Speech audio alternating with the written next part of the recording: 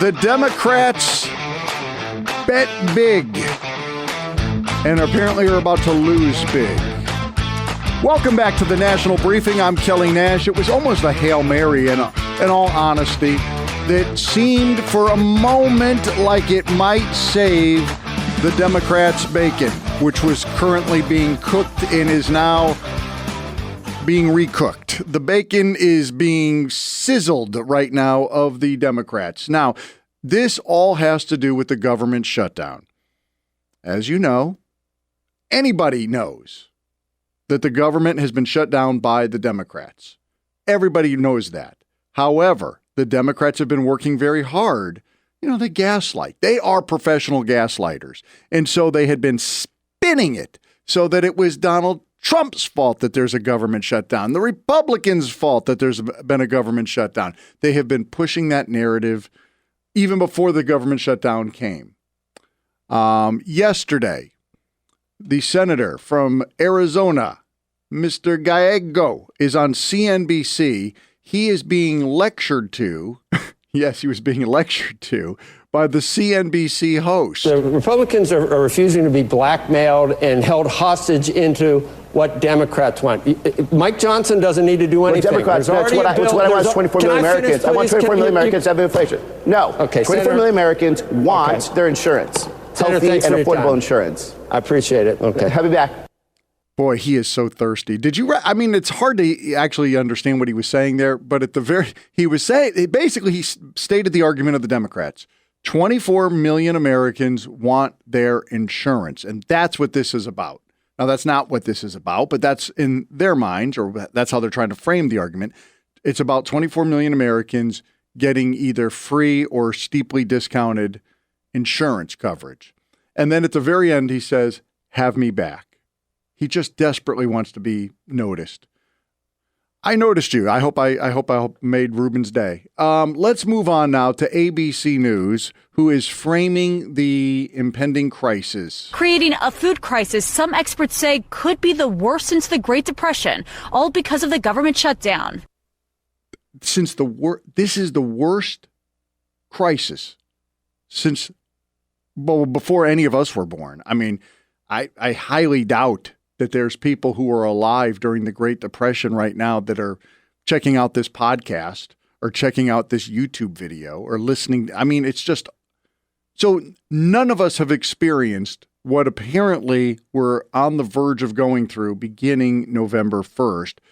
And, listen, I applaud this grandmother. This grandmother has a sensible warning for people who are currently on the EBT, the SNAP, the whatever we used to call food stamps. If you're on that and you're threatening, and that has been a hot new trend on social media, threatening the stores, we're going to rob you blind if we don't get our SNAP benefits. Let me tell y'all something. Those that's talking about going out there making them videos, talking about y'all going to rob them people's stores because they done cut them SNAP benefits. Let me tell you something. You go out there, you going to give them folks every legal right to bop you across your head. That's right. You better learn how to cook some quick, cheap, easy meals. You can take some beans. I don't care if it's black bean, pinto beans. You can buy them in a can from the Dollar Tree with some rice, baby, and you got beans and rice. Get you some cornmeal, honey, a little bit of oil, make some hot skillet cornbread. You got a meal good. And sit down somewhere. Don't go out in them streets because they're going to bop y'all in the head. That's true. Bopping in the head will be forthcoming if you're trying to rob stores. And again, the Democrats have continued to ride this train because they were hoping. They're hoping that they're seen as somebody fighting for the little guys, fighting for the people who really need it the most. That's what they want. And, early, this is an October 3rd broadcast on CNN. Harry Enten gave them the news. This really ramped it up for them. Who do Americans blame more? They blame Republicans. The New York Times, by 7 points, they blame Republicans in Congress and Donald Trump. Maris, look at that. Blame Trump and Republicans by 12 points. It's Trump's fault for the government shutdown back on October 3rd. But then last week, October 22nd, Harry Enten, the new polling not going so well for the Democrats. What about the question of blame? You come over to this side of the screen. Look at this. It's a different world. It's a different world. 48% of Americans blame Trump a great deal for this particular shutdown. Oh, wait a second. So 52% are now blaming the Democrats?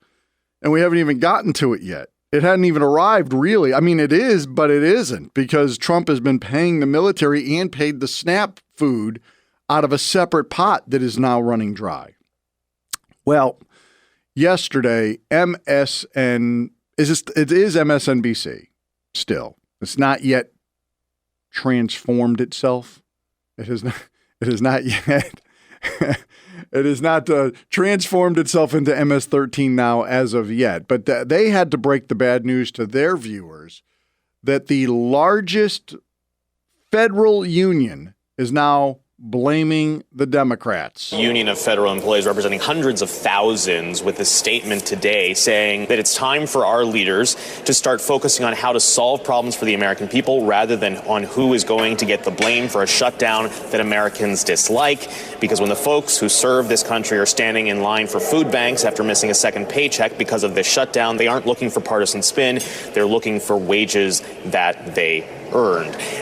They go on to essentially say that Congress needs to pass, in their view, a clean CR. Oh, that's exactly what the Republicans have been saying for months now. Pass the clean CR. And the largest union for federal workers just agreed. Oh, this is horrible news now for the Democrats. Suddenly, everything has turned.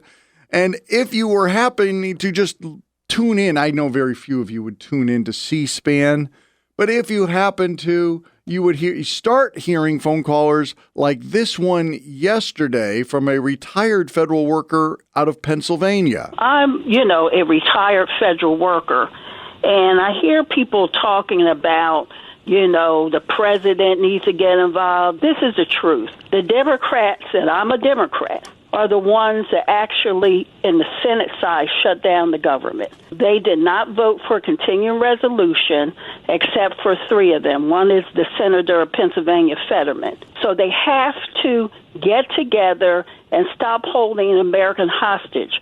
We're about to have people without food come, November 1st, which is the end of this week. They need to get together. I know they keep on saying the president needs to come back, but the power of the purse is with the Congress, not the president. You all talk about this president being the king, but if you want him to solve this problem, you're making him a king. Wow. Who could say it better than the unnamed caller? I don't even know who that lady is. It just said a caller from Pennsylvania on the screen for C-SPAN yesterday. She nailed it. The power of the purse is with the Congress. The House has already passed it. It's now up to the Senate. Every Republican senator voted for this, and we got 3 Democrats. We need a few more. Otherwise, the Democrats are controlling the power of the purse, and they're choosing to not feed the people. Now, again, let's just do some. I'm not a math genius. Maybe you are, but they're talking about we want to get health care coverage, which is basically insurance coverage. We want to get insurance coverage for 24 million people. Okay, that's that number has been established, 24 million. On the other side, they're saying 42 million, which, again, I'm not learned in new math. Democrats have this thing called new math. Is 42 million less than 24 million in the new math? Because 42 million people are going to start missing meals next week. And I would imagine that a lot of those 42 million are also the same ones that you say you're fighting for to get the free or severely discounted insurance coverage. Would you rather have insurance for your health care, or would you rather have food right now? Again, most people, I think, are going to choose food over insurance. That's just me speculating here, wildly speculating. I can also tell you that there's other people involved. So it's not just the 42 million. For example, you've got 730,000 federal employees currently working without pay. You've got another 670,000 employees who have been furloughed, so they're not getting paid. You've also got roughly 2 million active duty and reserve members who are missing their first paychecks next week. So you're talking like 45 million people are going to be in a really bad way beginning next week because the Democrats are choosing to not open the government. And the polling has come back. It's y'all's fault. You need to open the government now.